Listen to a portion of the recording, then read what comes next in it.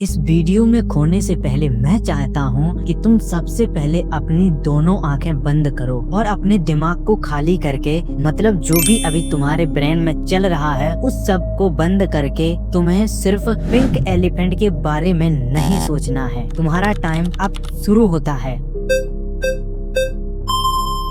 Honestly अब मुझे पूछने की जरूरत नहीं है कि तुमने क्या सोचा, बिकॉज तुम्हारा ब्रेन पिंक एलिफेंट के अलावा कुछ सोच ही नहीं पा रहा था। इस टाइम ब्रेन में पिंक एलिफेंट के बारे में तरह तरह के थॉट्स और इमेजिनेशन बन रहे थे, जबकि हमने ब्रेन को ये सिग्नल दिया था कि उसे पिंक एलिफेंट के बारे में बिल्कुल भी नहीं सोचना है। बट ये ऐसा क्यों होता है, ब्रेन कैसे इनको जनरेट करता है, इस पूरे पैटर्न को हम साइंस की मदद से अच्छे से समझने की कोशिश करेंगे।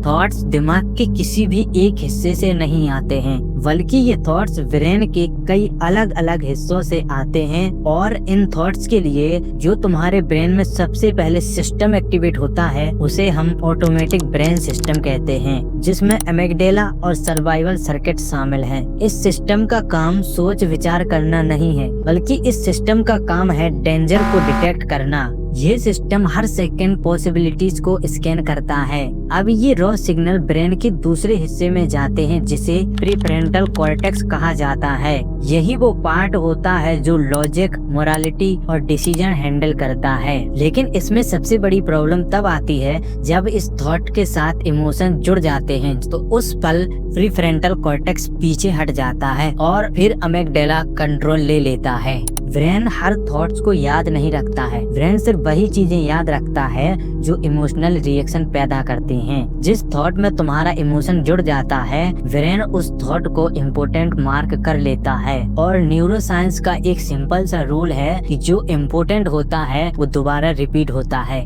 इसलिए ब्रेन में अनवांटेड थॉट्स रिपीट होते रहते हैं। अब सबसे बड़ी गलती जिसे लोग अक्सर करते हैं जब उनके दिमाग में कोई अनवांटेड थॉट्स या नेगेटिव थॉट्स आता है, कि वो उस थॉट को तुरंत हटाने की कोशिश करते हैं कि ऐसा मत सोचो, ये गलत है। लेकिन ब्रेन एब्सेंस ही नहीं समझ सकता है। किसी थॉट को अवॉइड करने के लिए ब्रेन को सबसे पहले थॉट चेक करना पड़ता है। यही रिबाउंड इफेक्ट है, थॉट को जितना दबाओगे वह उतना ही लौट के आएगा। अब एक डीप लेकिन सबसे जरूरी पॉइंट, कि जिन चीजों के खिलाफ तुम्हारी वैल्यू सबसे ज्यादा स्ट्रॉन्ग होती है, उन्हीं से जुड़े थॉट्स सबसे ज्यादा तुम्हें डिस्टर्ब करते हैं।